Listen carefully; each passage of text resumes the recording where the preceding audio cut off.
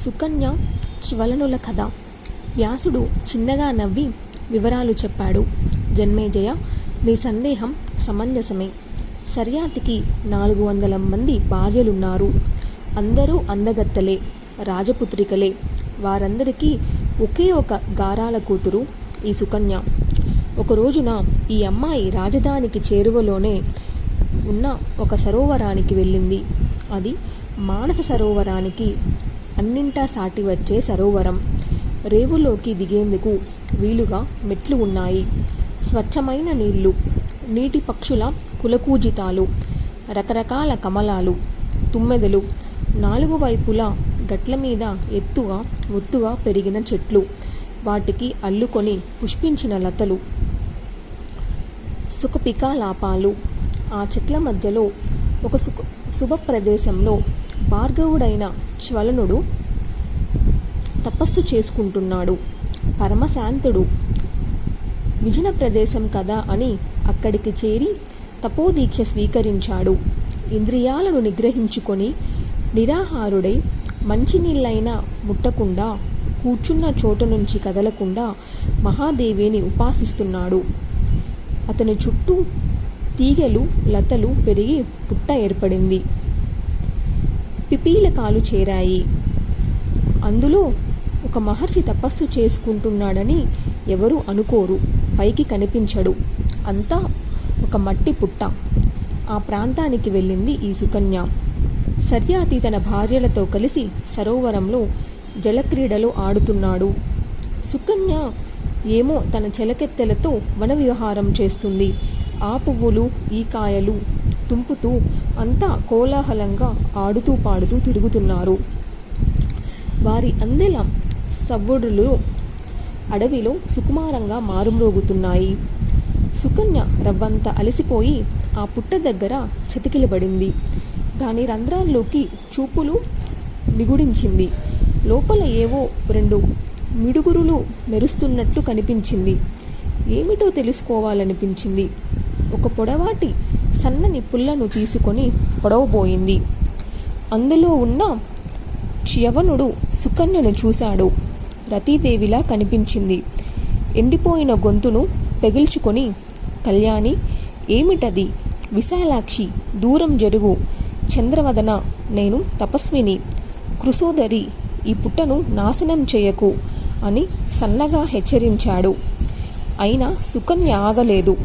ఇదేదో వింత తెలుసుకుందామని చాపల్యం కొద్దీ ఆ రంధ్రాలను పొడిచింది.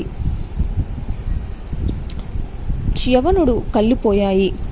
ఏమి జరిగిందో తెలుసుకోలేని సుకన్య తన చలికెత్తెలతో మళ్ళీ ఆటల్లో పడింది. లోపల ఏదో శంకగానే ఉన్న క్రీడల్లో మునిగిపోయింది. కళ్ళిపోయిన బాధను తట్టుకోలేక చ్యవనుడు క్రుధుడయ్యాడు. ఆ క్షణంలోనే రాజసైనికులకు, పరివారానికి, గజాస్వాలకు శక్రుఘ్నుత్మిత నిర్బంధనం అయిపోయింది. సర్యాతికి అవి బంధించాయి. భరించలేని ఇబ్బంది. అలాగే రాజధానికి చేరుకున్నాడు. ఏమి జరిగింది? ఎవరికి ఏమి అపకారం చేశారు? సైనికులను పిలిచి ఆరా తీశాడు. వాళ్ళు చెప్పారు, సరోవరానికి దగ్గరలోనే చ్యవనుడు తపస్సు చేసుకుంటున్నాడు.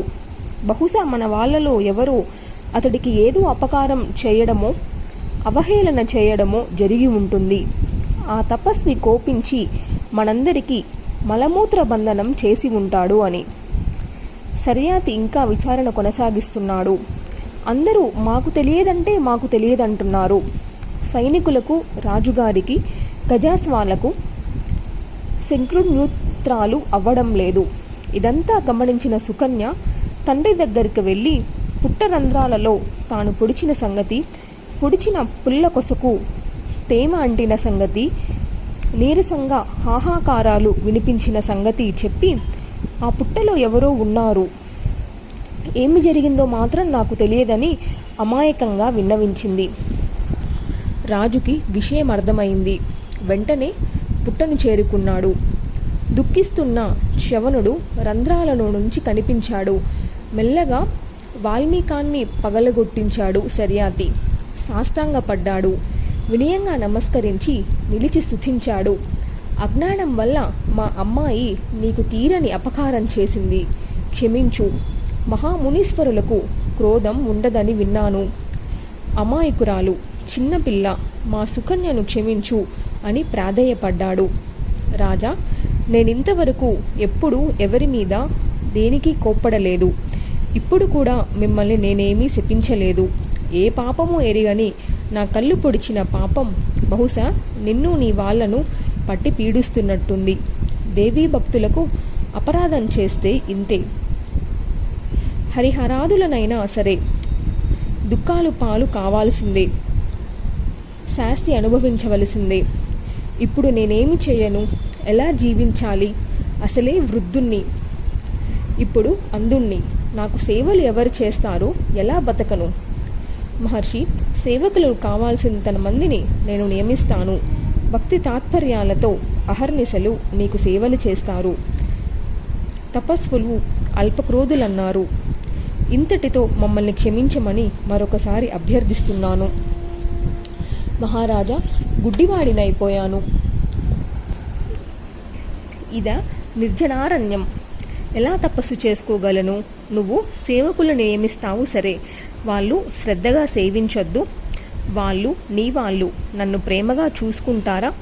క్షమించమని నిజంగా నువ్వు అడుగుతున్నట్టయితే ఒక పని చెయ్యి. నీ కుమార్తెను నా సేవకు నియమించు. అది నాకు హాయిగా ఉంటుంది. నేను సంతృప్తి చెందితే నీకు నీ సేవకులకు ఈ మూత్రబంధనం తొలగిపోతుంది. ఆలోచించుకొని కన్యాదానం చెయ్యి. ఇందులో తప్పేమీ లేదు. నేను తపస్విని.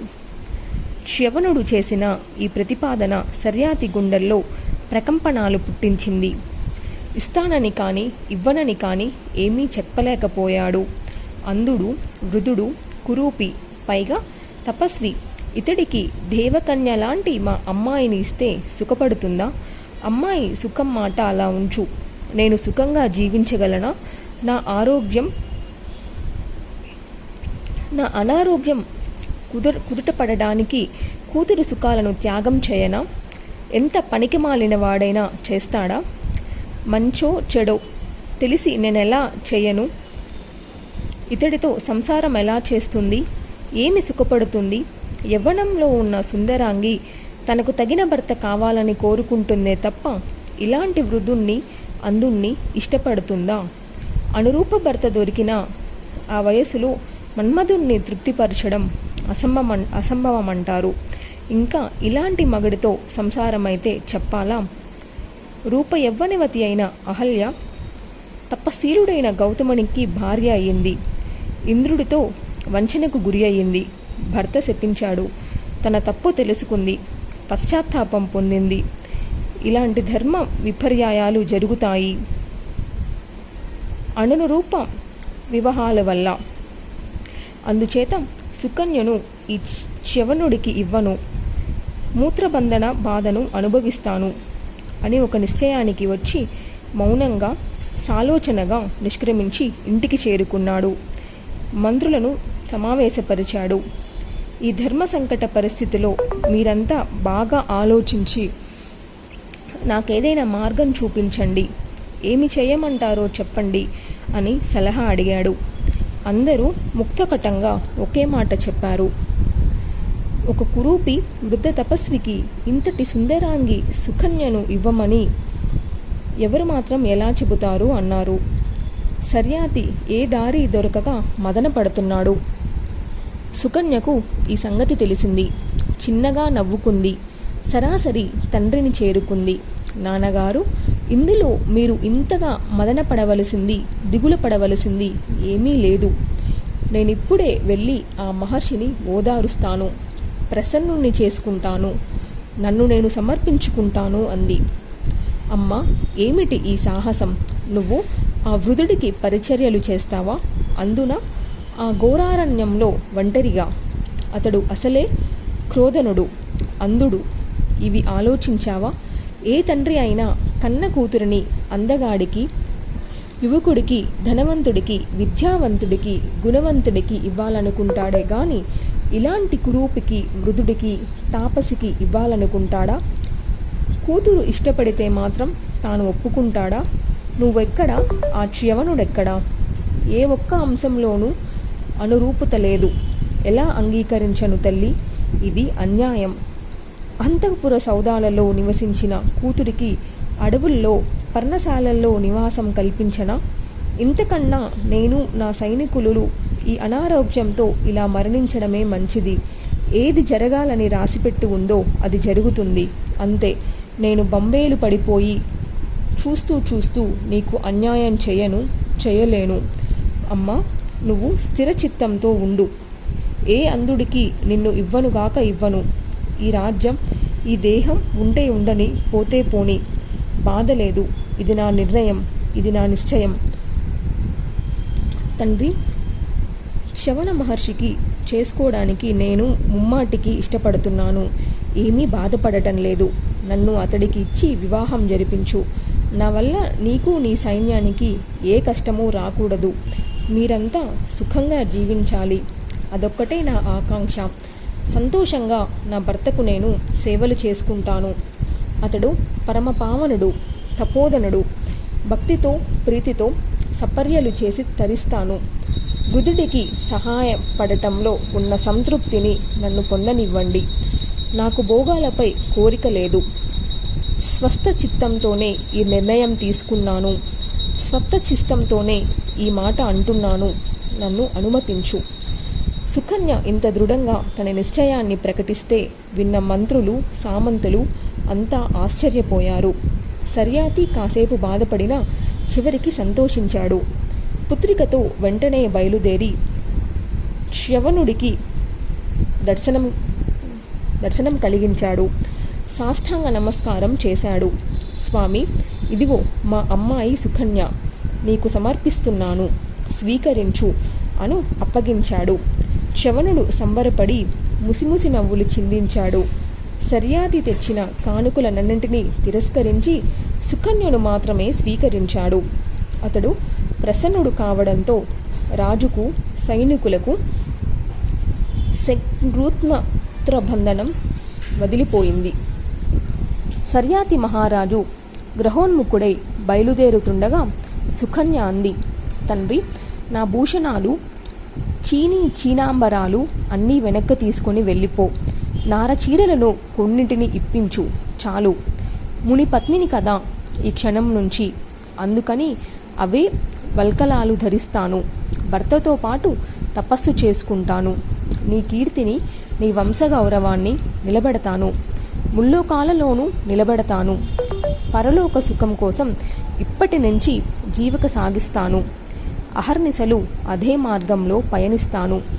కురూపి వృద్ధతాపసికి కన్నబిడ్డను ఇచ్చానే అని నువ్వు ఏమీ దిగులు పెట్టుకోకు, బెంగపడుకు.